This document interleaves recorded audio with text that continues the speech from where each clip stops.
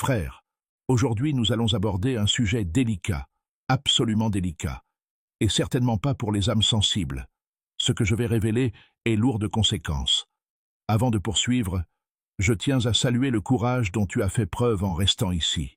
Tu as vu l'avertissement dès le début, mais tu as malgré tout choisi de rester, d'écouter, d'affronter les vérités crues que la plupart des hommes fuient toute leur vie.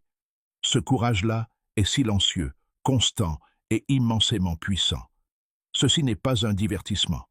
Nous ne parlons pas de tours de passe-passe, de charme facile, de techniques de séduction ou de conseils éculés.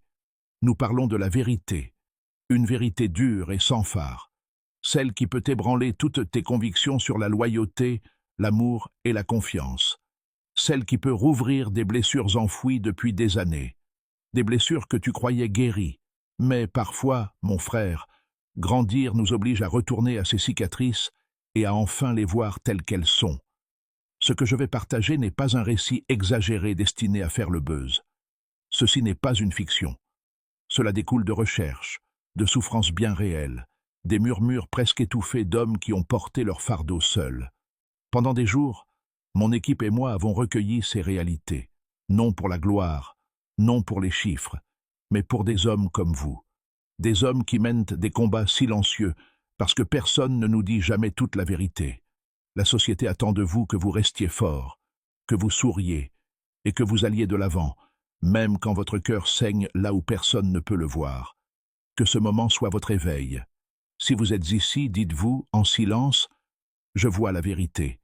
Car que vous soyez marié aujourd'hui, ou que vous espériez vous marier un jour, le cœur de votre identité d'homme repose sur un principe sacré, la loyauté. Votre loyauté est votre couronne, votre honneur, le fondement inébranlable de votre être. Mais voici la douloureuse question. Et si celui ou celle qui a reçu cette loyauté n'en était pas digne? Je ne dis pas cela pour vous détruire, mon frère, mais pour vous protéger. Avant de nous aventurer plus loin dans la tempête, accordez-moi 30 secondes. Non pas pour moi, non pas par orgueil, mais pour quelque chose qui nous dépasse tous les deux. Là-bas, au-delà des rues que nous traversons chaque jour, il y a des êtres qui souffrent en silence, des créatures qui hurlent toute la nuit, non pas de maladie, mais de faim, des chats errant sur les trottoirs, des chiens abandonnés, des animaux oubliés, sans voix. Et pourtant, ce sont des créations de Dieu, dignes de compassion. Je ne viens pas d'une famille riche. Je n'ai ni sponsor, ni studio luxueux pour me soutenir. Ce que j'ai vraiment, c'est vous, votre présence, votre soutien, votre force. Vous avez porté cette mission plus loin que ma propre famille n'aurait pu le faire. Ensemble, nous avons commencé quelque chose, non pas pour les applaudissements, non pas pour la reconnaissance, mais pour nourrir ces vies silencieuses et sans défense. Même une petite contribution, le prix d'un café, peut sauver une créature ce soir. Si votre cœur est touché, donnez, non pas par obligation, mais par amour. Cela suffit. Respire profondément. Car à partir de maintenant, mon frère, nous entrons dans le vif du sujet. 6 novembre 1948, Chicago, M25. David Miller, un homme de 34 ans, était au début d'une histoire qui allait marquer son âme à jamais. Il n'était ni célèbre, ni riche. Il était simplement un homme dont le cœur débordait de loyauté. Cette même année, il épousa Claire Evans, la femme qu'il croyait être sa compagne pour l'éternité. Ce n'était pas un mariage arrangé. Ce n'était pas un amour superficiel. C'était le véritable amour, profond et pur.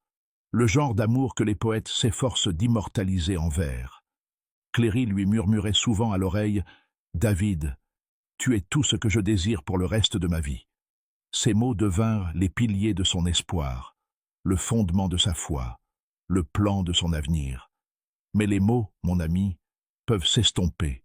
Les promesses peuvent perdre leur force. Et ce qui paraît si solide en apparence peut s'effondrer devant des vérités cachées. Au fil des mois, de petites disputes commencèrent à surgir, non pas à propos de trahison ou de méchanceté, mais pour des broutilles, les factures, les dîners, de légers désaccords. Pourtant, ces petites fissures révélaient quelque chose de bien plus profond. une distance silencieuse, un vide qui se creusait lentement entre deux âmes destinées à partager une seule vie.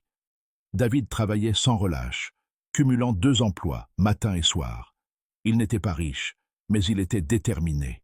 Sa véritable richesse était la loyauté. Il ne recherchait pas le luxe, il aspirait à la paix. Rentrer à la maison, partager un repas simple, s'endormir auprès de la femme qu'il aimait, pour lui, c'était le paradis. Mais le cœur de Claire commençait